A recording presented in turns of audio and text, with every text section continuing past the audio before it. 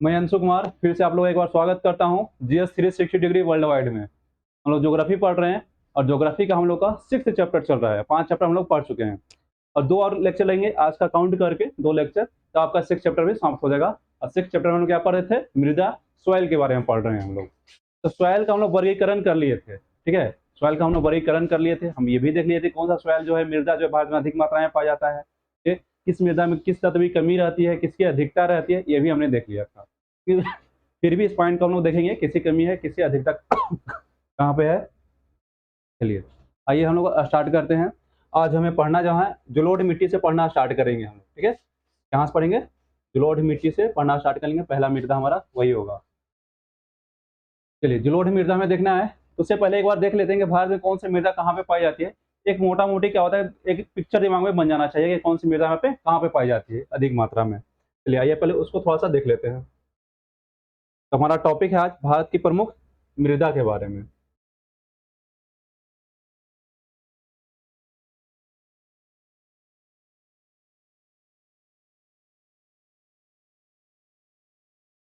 ये है जलोढ़ मृदा। फर्स्ट नंबर पे क्या है हमारा? जलोढ़ मृदा है। और जलोढ़ मृदा का विकास जो है सबसे ज्यादा कहाँ उत्तरी भारत में हुआ है। सिंधु, गंगा, ब्रह्मपुत्र के नदियों के द्वारा जलोढ़ मृदा का निर्माण सबसे अधिक किया गया है। उत्तरी भारत में इसका सबसे ज्यादा विकास हुआ है, जो आप देख सकते हैं, ठीक है? चलिए, जलोढ़ मृदा जैसे नाम नाम से लग रहा है, इसके कि नदियों के निक्षेपण के द्वारा बनता है। बारी बारी से पढ़ेंगे तो ज्यादा डिटेल करेंगे इसको। सिर्फ अभी देख लेते हैं कहाँ किसका कितना विकास हुआ है। फिर लाल या पीली मृदा। तो लाल और पीली मृदा का विकास सबसे अधिक कहाँ हुआ है, देख लीजिए। ये आपका ये हो गया पार्ट हमारा, ठीक है? इधर आप ये आ जाएगा कर्नाटक आ जाएगा, केरल चला जाएगा थोड़ा सा, ठीक है? और तमिलनाडु में भी आया है और इधर तेलंगाना है। मुख्य रूप से कर्नाटक में इसका विकास अधिक हुआ है। तो कर्नाटक में आपका सबसे ज्यादा विकास देखने को मिलेगा आपको। लाल एवं पीली पीली मृदा हमारा है, ठीक है? तमिलनाडु में भी इसका अच्छा खासा विकास देखने को मिल रहा है हमें। उसके बाद देखना है काली मृदा के बारे में। ये है काली मृदा। काली मृदा का विकास इस तरह से हुआ है। तो काली मृदा का विकास जो है निर्माण हुआ है विशाल चट्टान के टूटने फूटने से उसका, ठीक है? और विशाल चट्टान सबसे अधिक इधर पाया जाता है हमारा। इसका सबसे सर्वाधिक विकास जो हुआ है हमारा कहाँ हुआ है? महाराष्ट्र में हुआ। तो ये दक्कन वाला जो क्षेत्र हो गया ना, इधर हुआ है हमारा काली मृदा का विकास। उसके बाद देखिए लेटराइट मृदा है। लेटराइट मृदा का विकास वहाँ पे होता है जहाँ पे बारिश अधिक हो और तापमान भी अधिक हो। तो बारिश अधिक कहाँ होता है? यहाँ पे होता है ना, मालाबार तट पे आपका। तो मालाबार तट पे इसका विकास अधिक हुआ है आपका, ठीक है? यहाँ पे बारिश अधिक होता है, चक्रवाती बारिश वगैरह होता है। और यहाँ तो बारिश अधिक होता ही आपको पता ही होगा। यहाँ पे हो गया हमारा मेघालय में, मेघालय का पठार जहाँ पे हो गया आपका गारो, खासी, जयंतिया पहाड़ी हो गया 3। इसमें से आपका खासी पहाड़ी जो हो गया उस पर हमारा चेरापूंजी और मानसीराम दोनों है, इस पे बारिश सबसे अधिक होती है। यहाँ भी इसका निर्माण हुआ है आपका लेटराइट मृदा का। उसके बाद वन एवं पर्वतीय मृदा। वन एवं पर्वतीय मृदा वहाँ पाया जाएगा जहाँ वन अधिक है। अब गौर कीजिएगा, हिमालय में चले जाइएगा तो वन अधिक देखने को मिलेगा। तो इधर से हमारा जो भारत हो गया हमारा इधर इधर, ठीक है? जम्मू कश्मीर वगैरह जो हो गया, इधर क्या है? अधिक मात्रा में वन पाए जाते हैं। और यहाँ पे क्या हो गया हमारा? अधिक मात्रा पर्वतीय मृदा का विकास क्या हुआ है? अधिक हुआ है, ठीक है? चलिए, उसके बाद देखते हैं शुष्क मृदा के बारे में। ये शुष्क मृदा, इसका विकास वहाँ पे होता है जहाँ बारिश बहुत कम होता है, जैसे राजस्थान का मरुस्थल हो गया। तो राजस्थान में इसका विकास अधिक हुआ है शुष्क मृदा का। ये तो हम लोग देख लिए कि मृदा का कौन कौन सी मृदा है, इनका भारत में विकास कैसे हुआ है। तो सबसे अधिक मृदा कौन सा पाया जाता है भारत में? जलोढ़ मृदा, उसके बाद लाल मृदा, उसके बाद काली मृदा, उसके बाद लेटराइट, उसके बाद वन एवं पर्वतीय मृदा और उसके बाद शुष्क मृदा पाया जाता है। इसका ट्रिक भी मैंने याद करने के लिए पिछले क्लास में बताया था। इसका ट्रिक क्या था? ट्रिक फिर से एक बार लिख दें हम। ऐसे तो आपको हम बता चुके हैं ये हम ट्रिक, ठीक है? ये फिर से एक बार बताते हैं आपको ये ट्रिक हम। इसका ट्रिक मैंने लिखा था, जल कल पिएंगे। पिएंगे से कोई पिएंगे, ठीक है? जल कल पिएंगे, ठीक है? अब देखिए, ये ज से क्या हो गया? जलोढ़ मृदा हो गया। ज से क्या हो गया? जलोढ़ मृदा हो गया। जलोढ़ मृदा हो गया। ल से क्या हो गया हमारा? बताइए। ल से देख लिए लाल मृदा हो गया। क से क्या हो गया? काली मृदा। एक और ल से आया तो सेकंड वाला जब ल आता है तो क्या होता है? इसे लेटराइट मृदा होगा। अब प से क्या हो जाएगा हमारा? पर्वतीय मृदा हो गया। तो 1 2 3 4 5 5 आपको ट्रिक में सीरीज से मिल गए। किसी भी तरह से सजाने के लिए आ जाए अब बता सकते हैं, या ऐसे भी आ सकता है कि इनमें से किस मृदा, कौन सी मृदा भारत में अधिक मात्रा में पाया जाता है। थर्ड नंबर का पूछना चाहता हो तो आपको थर्ड नंबर काली मृदा देगा, बाकी इधर का मृदा दे देगा 3, जिसे आप पकड़ सकते हैं अगर आपको ये ट्रिक याद है तो। चलिए, अब हम लोग जलोढ़ मृदा के बारे में आज पढ़ने वाले हैं। एक करके मृदा पढ़ेंगे हम लोग बारी बारी से, ठीक है? और स्टार्ट करते हैं हम लोग जलोढ़ मृदा से। सबसे पहले हम लोग जलोढ़ मृदा पढ़ेंगे, जलोढ़ मृदा के बाद फिर हम लोग आएंगे दूसरी मृदा पे। चलिए थोड़ा जूम करते हैं आपके लिए हम।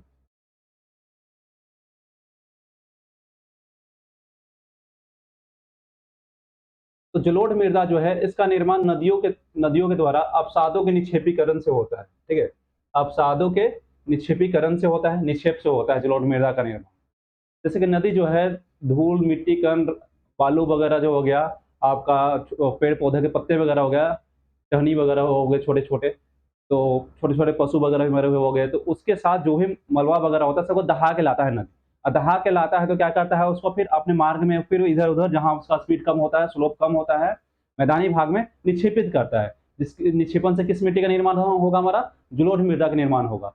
तो इसका सर्वाधिक विकास कहाँ हुआ, उत्तरी भारत में हुआ है। और उत्तरी भारत में आप देख सकते हैं कि गंगा नदी का आपका ये हो गया, आपका गंगा नदी हो गया, हमारा ब्रह्मपुत्र नदी हो गया, इधर से सिंधु नदी भी आ गया। तो इनके सहायक नदियों के द्वारा इनके द्वारा क्या है, इस मृदा का निर्माण किया जाता है, जलोढ़ मृदा का। ठीक है, इसलिए सर्वाधिक विकास इसका कहाँ हुआ, उत्तर भारत में हुआ है। इस मृदा का जो हमारा हो गया जलोढ़ मृदा जो है, इसे कांप या कछारी मृदा भी बोलते हैं। क्या बोलते हैं, कांप या कछारी मृदा भी बोलते हैं। ठीक है, इस मृदा को, इस मृदा के निर्माण में बलुई दोमट से लेकर के चिकनी दोमट तक की मृदा पाई जाती है। क्या पाई जाती है, बलुई दोमट से लेकर के चिकनी दोमट मृदा तक पाई जाती है। और बलुई दोमट मृदा जो हो गया, इसकी जल धारण क्षमता सबसे कम होती है। और चिकनी जो हमारा जलोढ़ मिट्टी होता है, दोमट मृदा होता है, चिकनी दोमट मृदा, इसकी जल धारण क्षमता अधिक होती है इसमें। ठीक है, लेकिन ओवरऑल सबसे अधिक किसकी होती है जल धारण क्षमता, काली मिट्टी की, जलोढ़ मिट्टी की नहीं, काली मिट्टी की जल धारण क्षमता ओवरऑल सबसे अधिक होती है। लेकिन हम कंपेयर कर रहे हैं किससे, बलुई दोमट मृदा से कंपेयर कर रहे हैं, जो कि हमारा जलोढ़ मृदा के निर्माण में योगदान करती है। तो जो योगदान करती है उसमें कंपेयर कर रहे हैं, तो उसमें चिकनी दोमट मृदा है और बलुई दोमट मृदा है, इन दोनों के बीच में हमने कंपेरिजन किया।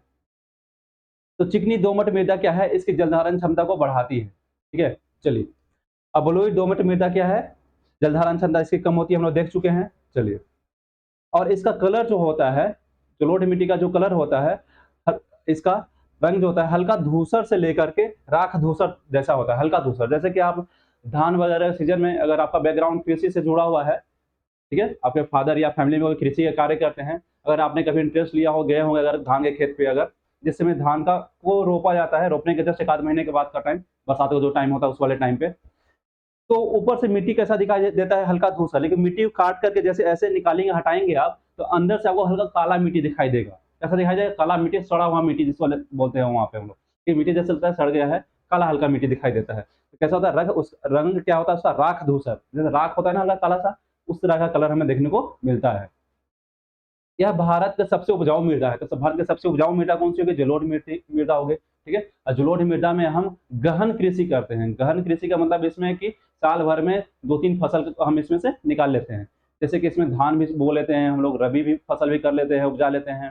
ठीक है, तो और इसमें आपका बीच में बाजरा ये लगाते हैं, मक्का वगैरह भी लगा लेते हैं, मूंग वगैरह भी लगा लेते हैं, तो जायद फसल की भी खेती कर लेते हैं हम लोग। तो ये आपका इसमें क्या कहता है, गहन कृषि किया जाता है इस तरह के मृदा में। चलिए,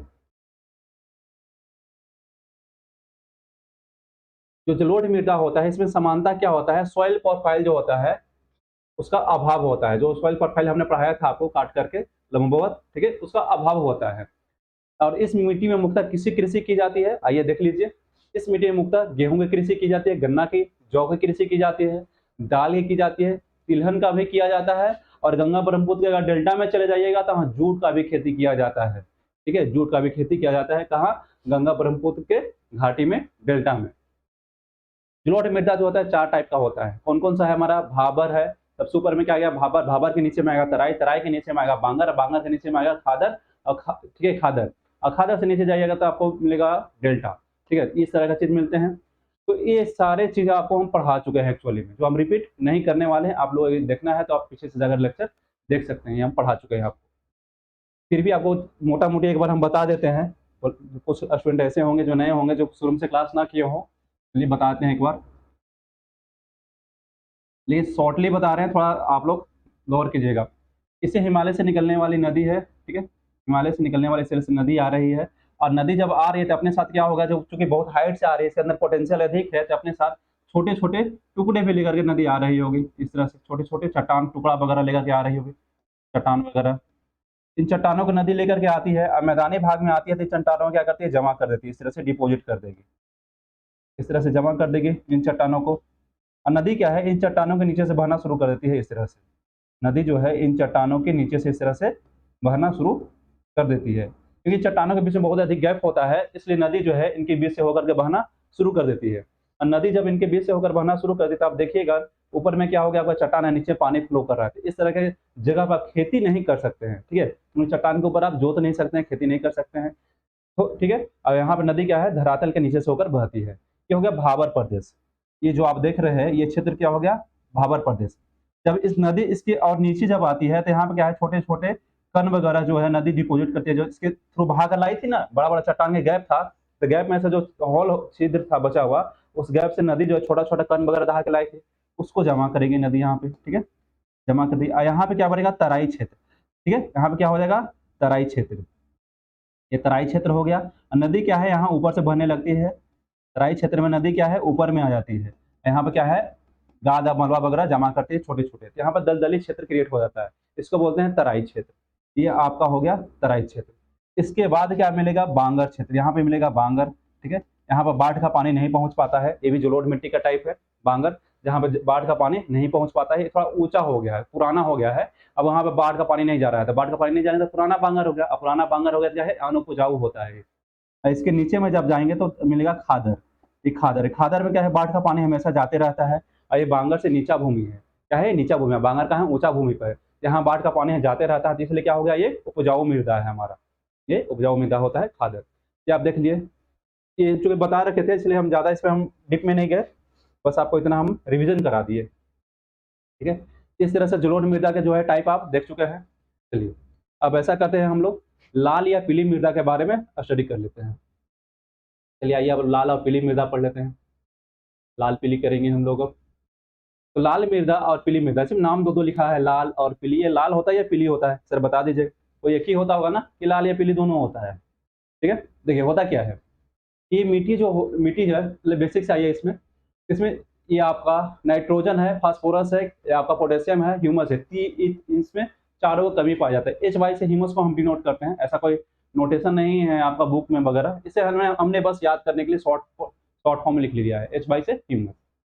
फिर नाइट्रोजन, फास्फोरस, पोटेशियम और ह्यूमस की कमी पाया जाता है। अधिकता किसका है, तो सिलिकॉन और आयरन का इसमें अधिकता पाया जाता है। सिलिका और आयरन अधिक मात्रा में पाया जाता है।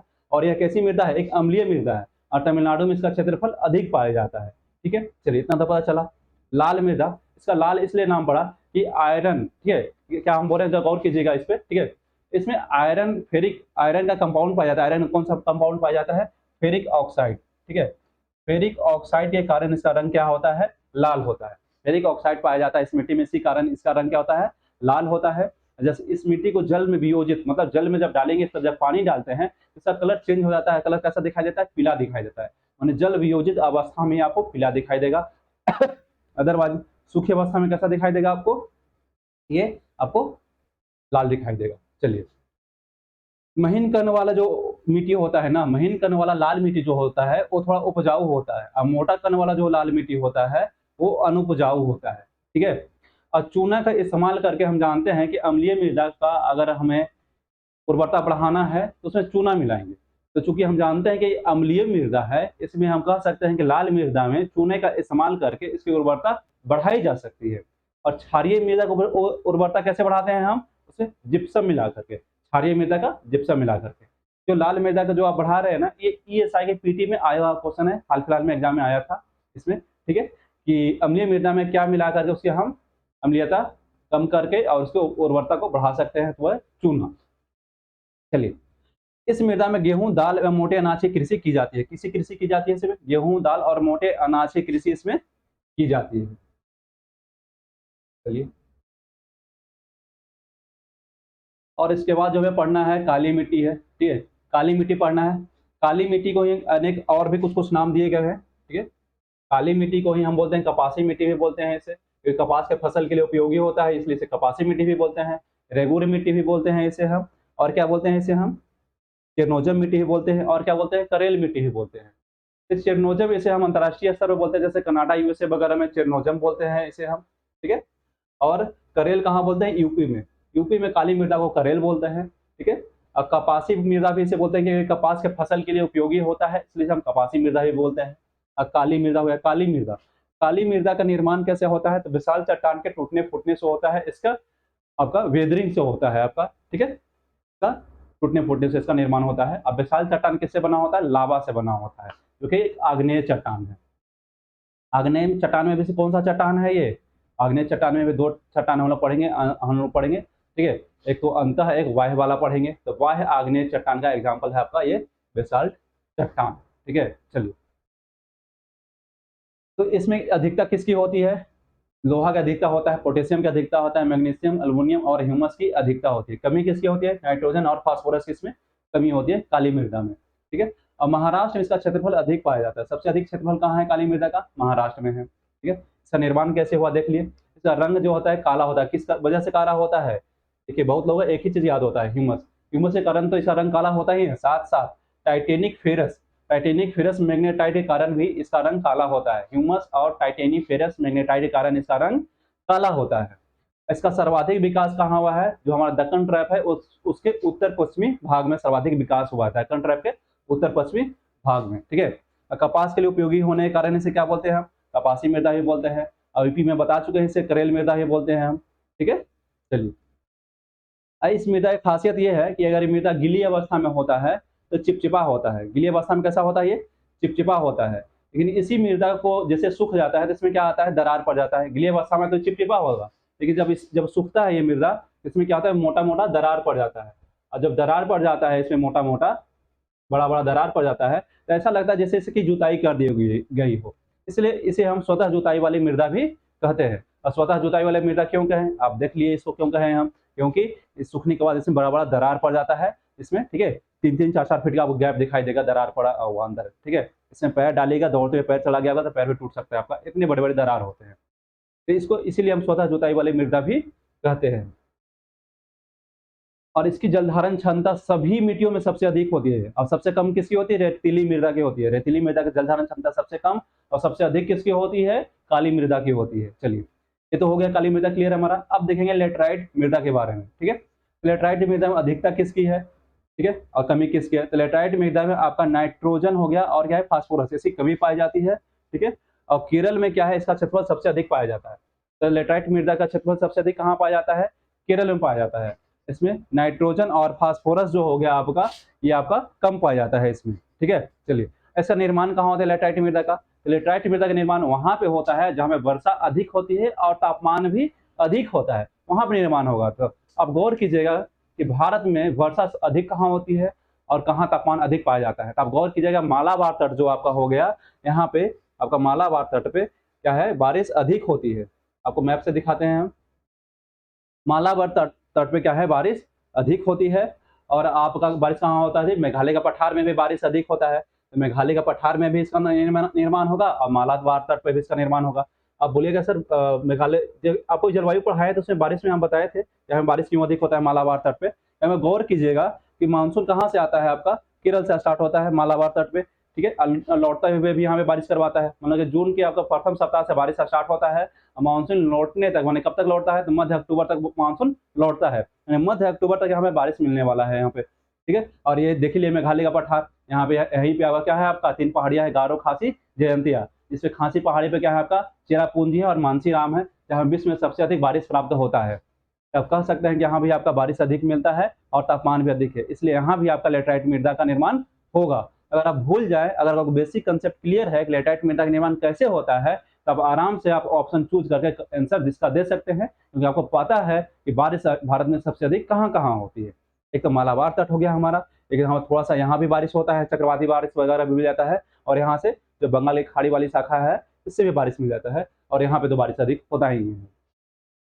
चलिए, अब वापस आते हैं, हम लोग लेटराइट मृदा को हम लोग देख रहे थे। चलिए, लेटराइट मृदा को हम लोग देख रहे थे बारीकी से। नेक्स्ट स्लाइड पे आते हैं हम लोग।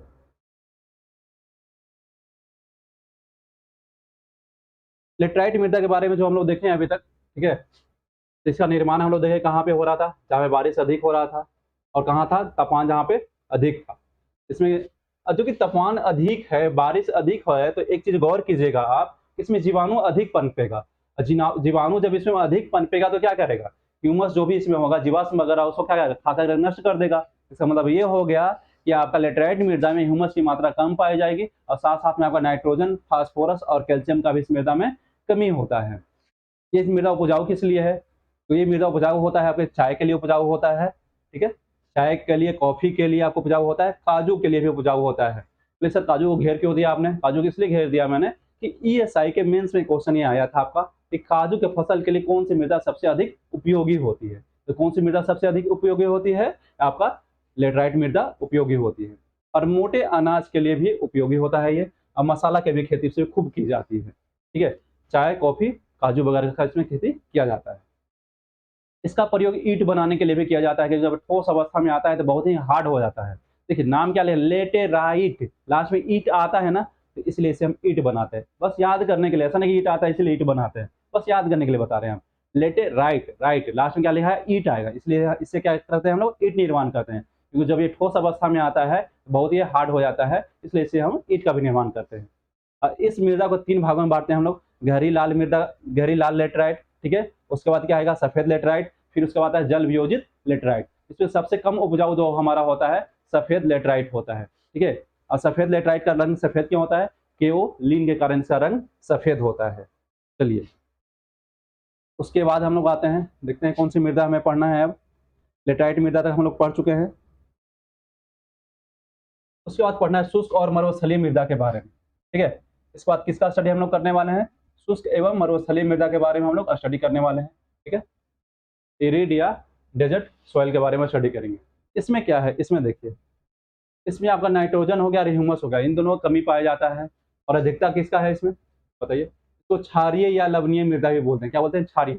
जैसे क्षारीय वर्ड आया ऐसे समझ में आ गया, इसको उर्वरकता बढ़ानी है, इसका उपजाऊ इसका बढ़ाना है, इसकी उपज बढ़ाना है तो क्या करेंगे? इसमें हम जिप्सम का प्रयोग करेंगे। क्योंकि हम पता है कि अम्लीय मृदा में क्या यूज़ कर रहे थे? चूना का यूज़ कर रहे थे हम लोग और क्षारीय मृदा का उर्वरता बढ़ाने के लिए क्या मिलाएँगे? जिप्सम मिलाएँगे इसमें हम लोग। इसमें जिप्सम मिलाएँगे। इस मृदा का निर्माण अत्यधिक कहाँ होता है? वहाँ होगा जहाँ तापमान अधिक हो और वर्षा कम होता है। तापमान अधिक और वर्षा कम, इसका मतलब वाष्पीकरण बहुत अधिक होगा। तो कहाँ होगा ऐसा? राजस्थान में होने वाला है। राजस्थान के मरुस्थलीय क्षेत्र में ऐसा होने वाला है, जहाँ वर्षा बहुत कम होती है एवं वाष्पीकरण बहुत अधिक। चलिए, तो इस मृदा में क्या है आपका, चूँकि हम लोग देख रहे हैं इस मृदा में कि ये बलुई मृदा है। अब बलुई मृदा है तो इसमें क्या है? सिलिका की मात्रा अधिक पाया जाएगा। कैल्शियम, फास्फोरस भी इसमें जो है लोहा भी है, ठीक-ठाक मात्रा में पाया जाता है, जितना चाहिए उतना पाया जाता है। इस मृदा में कम जल की आवश्यकता वाली फसल को उपजाया जाता है। बारिश हो ही नहीं रहा तो क्या करें? कम ही वही फसल उपजाएँगे ना जिसको पानी कम चाहिए। तो पानी किसको कम चाहिए? जल किसको कम चाहिए? ज्वार को कम चाहिए, बाजरा को कम चाहिए, रागी को कम चाहिए, तिलहन को कम चाहिए। इस तरह की फसल यहाँ पे उपजाया जाता है। उसके बाद एक और मृदा आज हम लोग देख लेते हैं, जो लास्ट आज का टॉपिक हमारा होगा, पर्वतीय मृदा के बारे में देखेंगे। 6 मृदा हम लोग आज कुल टोटल पढ़ रहे हैं, 2 मृदा और बचेंगे उसको हम लोग कल पढ़ लेंगे। तो पर्वतीय मृदा को देख लेते हैं हम लोग। तो आप लोग लाइक भी कर दिया कीजिए, ठीक है? जिससे क्या होता है हमें मोटिवेशन मिलता है और लेक्चर पसंद आए तो कमेंट भी कीजिए और शेयर भी कीजिए। पर्वतीय मृदा हो गया, ठीक है? चलिए, हिली सॉइल। पर्वतीय मृदा में क्या है? ह्यूमस अधिक मात्रा में पाया जाता है और आपका पोटेशियम हो गया, फास्फोरस हो गया, चूना हो गया, कम मात्रा में पाया जाता है। ह्यूमस अधिक मात्रा में पाया जाता है और एक ऐसी मृदा है, एक अम्लीय मृदा है। अम्लीय मृदा है जैसे उर्वरता बढ़ाने के लिए क्या करेंगे? चूना मिलाएँगे।